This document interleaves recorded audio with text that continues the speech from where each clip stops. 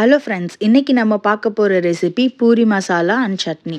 இன்றைக்கி வந்து வீக்கெண்ட் இல்லையா, அதனால வீக்கெண்ட் ஸ்பெஷலாக மார்னிங் பிரேக்ஃபாஸ்ட் வந்து பூரி மசாலும் சட்னியும் பண்ணியிருக்கேன். இந்த பூரி மசால் புதுசுன்னு பூரி எப்படி போடுறது அப்படின்னு சொல்லி இந்த வீடியோவில் ஃபுல்லாக சொல்லியிருக்கேன், பார்க்கலாம். எல்லாருக்கும் பிடிச்ச டிஃபன் அப்படின்னா பூரி மசால் சொல்லலாம். ஃபஸ்ட் மசாலுக்கு தேவையான இன்க்ரீடியன்ட்ஸ் பார்க்கலாம். வெங்காயம், பச்சை மிளகா, கருவேப்பிலை, கொத்தமல்லி, மஞ்சத்தூள், தக்காளி, உப்பு, தாளிக்கிறதுக்கு கடுகு, உளுந்தம்பருப்பு, கடலைப்பருப்பு, அப்புறமா வேக வச்ச உருளைக்கிழங்கு. இந்த உருளைக்கிழங்கு வந்து ஃபஸ்ட்டு மசிச்சு எடுத்துக்கணும். அதுக்கப்புறமா இப்போ ஃபஸ்ட் நம்ம வந்து பூரி மசாலா செய்கிறதுக்கு பூரிக்கு ஃபஸ்ட்டு மாவு பிசைஞ்சிடலாம். ஒரே ஒரு ஸ்பூன், நீங்கள் நார்மலாக பூரி மாவு மாதிரியே பிசைகிறதுக்கு முன்னாடி ஒரு அரை ஸ்பூன்லேருந்து ஒரு ஸ்பூன் அளவுக்கு சர்க்கரை போட்டு பிசைஞ்சு வச்சிங்கன்னா நல்லாயிருக்கும். பூரி நல்லா சாஃப்டாகவும் இருக்கும், புசு புசுன்னு வரும். மசாலா தாளிக்கிறதுக்கு எண்ணெய் ஊற்றி கடுகு, உளுந்தம்பருப்பு, கடலைப்பருப்பு போட்டு பச்சை மிளகாயும் போட்டு வெங்காயம், கருவேப்பிலை இதெல்லாம் போட்டுட்டு நல்லா வதக்கணும். வதக்கிட்டு இது ஓரளவுக்கு வதங்கினதுக்கு அப்புறமா நம்ம வந்து தக்காளியை ஆட் பண்ணணும். உங்கள் வீட்டில் வந்து பூரி கூட குருமா வச்சு சாப்பிடுவீங்களா, மசால் வச்சு சாப்பிடுவீங்களான்னு கமெண்ட் பண்ணுங்கள் ஃப்ரெண்ட்ஸ். தக்காளி வந்து போட்டதுக்கப்புறமா நல்லா வதக்கணும். தக்காளி வதங்குறதுக்கு ஒரு சிம்பிள் டிப்ஸ் என்ன அப்படின்னா, வதங்கும் போது உப்பு சேர்க்கணும். உப்பு சேர்த்துட்டு உப்பும் மஞ்சப்பொடி, இப்போ இங்கேயே மஞ்சப்பொடியும் சேர்த்து வதக்கிட்டோன்னா ஒரு அந்த பச்சை வாசனை வராமல் இருக்கும் மஞ்சப்பொடியோடது.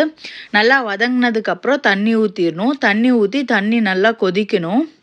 கொதிக்கிறதுக்குள்ளே நம்ம உருளைக்கிழங்கை வந்து மசிச்சுக்கலாம். உருளைக்கிழங்கு எப்படி மசிக்கணும்னா, நல்லா ஓரளவுக்கு ஒரு 2-3 பீஸ் வந்து வாய் கிடைக்கிற மாதிரி இருந்தால் போதும். இதெல்லாம் வந்து கொஞ்சம் நல்லா மசிச்சிடணும்.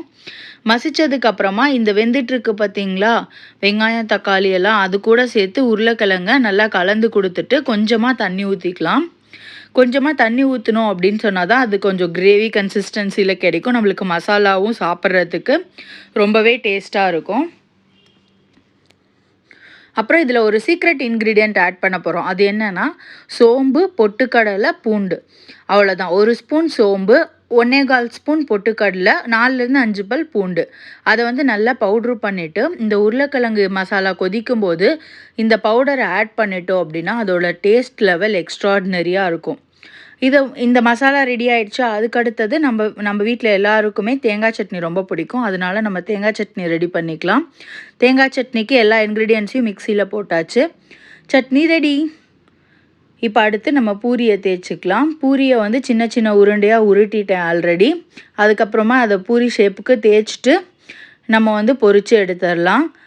உங்களுக்கு வந்து பூரி மசாலா கூட சட்னி, எந்த சட்னி சாப்பிட்றதுக்கு பிடிக்கும்? நிலக்கடலை சட்னியா, தேங்காய் சட்னியா? உங்களுக்கு எந்த சட்னி ரெசிபி வேணும் அப்படிங்கிறது கீழே கமெண்ட் செக்ஷனில் சொல்லுங்கள். பூரியை நல்லா தேய்ச்சிட்டு பூரியை எண்ணெயில் போட்டு பொரித்து எடுக்கலாம். எண்ணெய் வந்து காஞ்சிருக்கணும். காஞ்சிருந்தால் தான் பூரி நல்ல புஷ்ஷுன்னு வரும். இந்த பூரியை வந்து வெறுமனே நம்ம சர்க்கரை போட்டு கூட சாப்பிட்லாம், ரொம்பவே சூப்பராக இருக்கும். மசாலா சட்னியோடு நம்ம சாப்பிடும்போது கம்ப்ளீட் ஒரு பிரேக்ஃபாஸ்ட் மீலாக இருக்கும். ஏன்னா இது வீக் டேஸில் சாப்பிடும்போது கொஞ்சம் ஹெவியாக இருக்கும், வீக்கெண்டில் சாப்பிடும்போது ரொம்பவே சூப்பராக இருக்கும். அவ்வளோதான் ஃப்ரெண்ட்ஸ், நம்மளோட ரெசிபி முடிஞ்சிச்சு. பிரேக்ஃபாஸ்ட் வேலையும் முடிஞ்சிச்சு. உங்கள் வீட்டில் இன்றைக்கி என்ன பிரேக்ஃபாஸ்ட்? வீடியோ பிடிச்சிருந்தா லைக் பண்ணுங்கள், ஷேர் பண்ணுங்கள், கமெண்ட் பண்ணுங்கள். தேங்க்யூ.